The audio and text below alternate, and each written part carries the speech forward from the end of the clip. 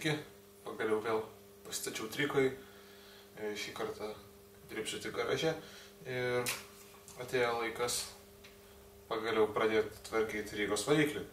Taigi praeitam video apie Rygą aš variklį nusiėmiau, parsikabinau namo, išsiardžiau ir prasidėjo diagnostika. Bus kažkiek modifikacijų ir sutvarkymas ir tikėkime, kad dirbantis variklis. Turiu sąrašiuką, kas jo laukia ir dar aišku dalykai kiti yra, kurie neįrašyti į sąrašiuką. Bandysim išspausti šiek tiek daugiau galios negu buvo anksčiau ir šiek tiek padaryti tą netobulą kinišką variklį truputuką bent jau tobulesniu.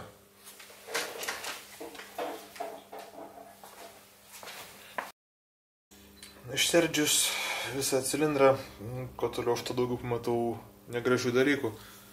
Pavyzdžiui, vienas įbrėžimas, kitoj pusėje daug baisesnis įbrėžimas. Jis įvyko dėl to, kad įskilo žiedas, iš tikrųjų neįsivaizduoju, kodėl jisai įskilo. Kiti dalykai, alkūninis velenas, jis yra sunkus ir sako, kad jisai yra prastai subalansuotas gamykliškai.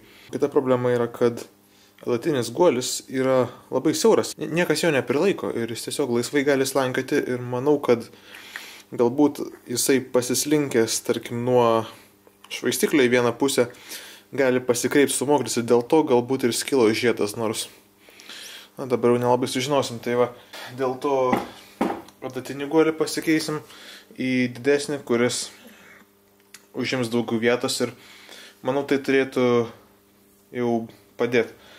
Kitas dalykas, tai ar geras dar iš viso yra stūmoklis šitas, ar užteks jam tik žiedus pakeisti. Tai kaip aš pasitikrinau, paėmiau pirštinę tiesiog ir padėjus taip va cilindrą, metant stūmoklį, jisai turėtų pradėti greitai kristi ir tada sulėtėti prie galo. Tai taip dar galima spėti, kad dar yra gyvybės. Šita grupė yra aliumininis korpusas ir gilzė, kuri nėra gilzė iš tikrųjų, tai yra aliumininis korpusas padengtas nikosilio danga, arba čia sako dar chromuota yra. Esmė, kad priešingai nei špižinės gilzės, kurios yra populiarios labai motoroleriam, ji susidėvi tik vieną kartą, kai ta danga nusitrina. Tai reiškia, kad negalima jos šlifuoti, nėra remontinių stūmoklių, tiesiog eiti visą grupę, kuri kainuoja panašiai kaip motorolerio vadinamoji lenkiška grupė, apie 20 eurų. Bet pabandysim dar apsisukti su šito ir pažiūrėsim, kas išeis. Pogi, kitas dalykas, tai galbūt aš esu nušlifavęs, galbūt kažkada tai esu minėjęs jau. Čia yra iš ko dar šlifuoti ir manau, kad aš dar pašlifuosiu. Čia bus matyti yra toks dalykas kaip vadinamas squish gap, squish clearance. Kiek gali arti stūmoklis prieiti prie galbūt šitos dalies ir jos nekontaktuoti. Tai kadangi čia buvo prieaugis gan didelis visokio brūdo, tai manau, kad jis yra gan didelis, bet šitą žiūrėsim jau vėliau. Ką dabar matau, tai stūmoklis turi rodiklytę vieną, kuri išmetimo pusėje yra, kiek suprantu. Taigi visiškam dugne, taip pasakykim. Čia dar ne visiškas dugnas, stūmoklis dar giliau įeina, bet jau dabar matosi, kad stūmoklio kraštelis dengia įsirbimo angą. Tai reiškia, kad tai pridaro šiek tiek įsirbimą ir neįleidžia tiek mišinio arba stabdo mišinio patekimą. Tai irgi yra vienas iš ribotuvų, kurį reikia pašalinti ir laimiai tai nėra sudėtinga. Tai reikia porą milimetrų nuo stūmoklio nudildyti, galima nudremeliuoti. Iš tikrųjų visiškai nesvarbu. Daugybė būdų yra tai padaryti.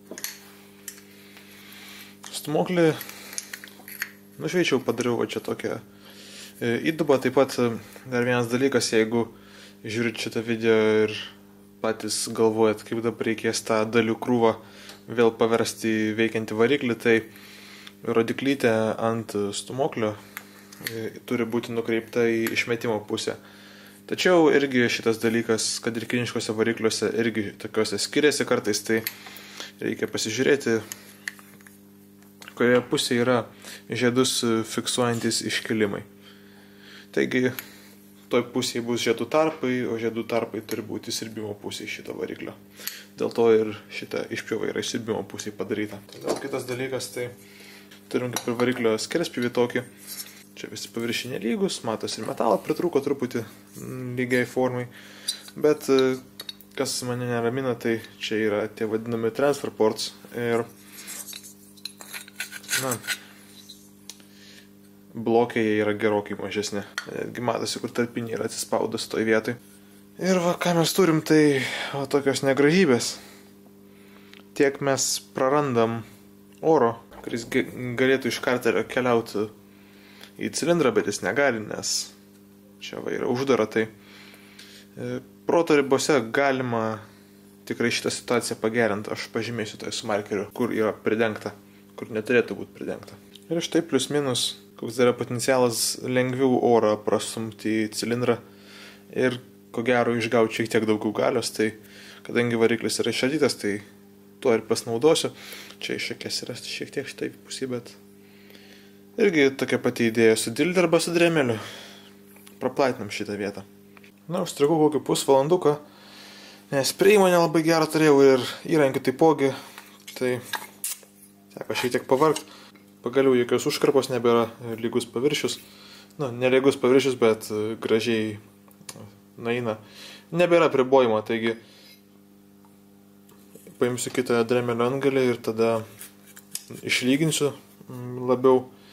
Ir šiaip planuoju visą karterį palyginti, ir tada išpoliruoti, nes kiek esu girdėjęs, taip originaliam lygos varikliam darydavo, ir tai irgi tas lygesnis paviršius, taip pat čia nuėmus kampo didžiąją dalį, irgi padeda mažiau oro srautam karteryje kliūnant, irgi gali šiek tiek pakelt. O kad dirb patogiau, tai aš išsisuku smegės. Aišku, smegės taip paprastai neišsuksi, tai metodas yra užsisukam dvi veržles, apatinę veržlę atsukinėjam prieš laikrodžio rodyklę, viršutinę pagal laikrodžio rodyklę veržiam, jos taip užsiveržia ir tada už apatinės veržlės sukdami prieš laikrodžio rodyklę galim smegės įsukti. Norint atgal įsukti atvirkščiai, tada veržiam su viršutinė veržlė palei laikrodžio rodyklę. Ir va čia yra skirtumas, kokio didumo anga yra dešinėje, kokio didumo yra originali kairė. Šiandien darbus baigiu jau, nes rytoj fizikos kontrolinis ir norėtųsi dar pamiegoti kažkiek, tai darbus pratęsim rytoj. Ir štai yra rytdiena, vėl įsibėgėjo darbai. Taigi, ką spėjau dar padaryti, tai vieną pusę su dremeliu dar palyginau šiek tiek ir jau pradėjau su grubiu švitriniu, čia nežinau kokio grubumo yra. Tokia 80 maždaug. Tai jau palyginau paviršių gerokai.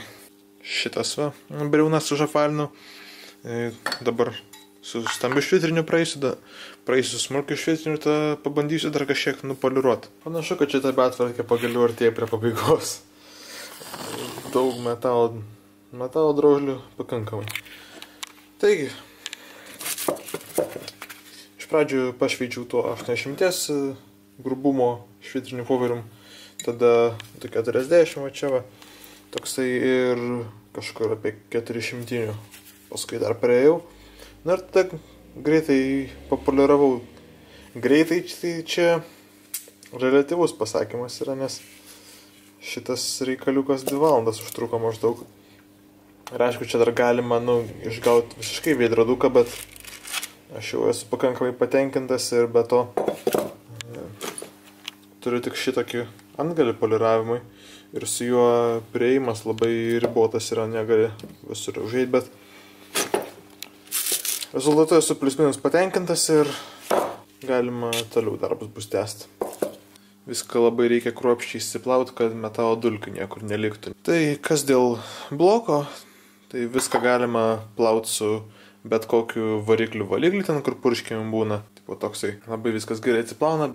Taip pat stūmoklį galima prasivalyti tokiu atveju išsiardžius, kadangi apdegęs gerokai buvo viskuo, tai pasiėmėm žiedą, jį per pusę perlaužėm, šiuo atveju jau buvo perlūžęs žiedas, tai liko dar pasmulkinti ir taip va tokiu įdėsiuku apeinam per abu grevelius, kad jie švarus būtų ir būtų galima naujus žiedus dėti. Tai va, blokas dabar visos jo dalys švarius ir liko gauti guolius, riebokšlius, adatinį guolį naują ir tada atrodo bus galima surinkinėti. Žiedus jau turiu, tą šprintuką turiu, sankabos ašelė yra. Laukiu nesulaukiu, kada Rygą bus galima vėl užsikurti pagaliau. Su Suzuki sezonas tai baigėsi jau. Tai reikės atsikratyti jo ir atsivaryti į jo vietą Rygą. Geras kampas šį filmuoti, ne visai toks originalus, sakyčiau, būtų.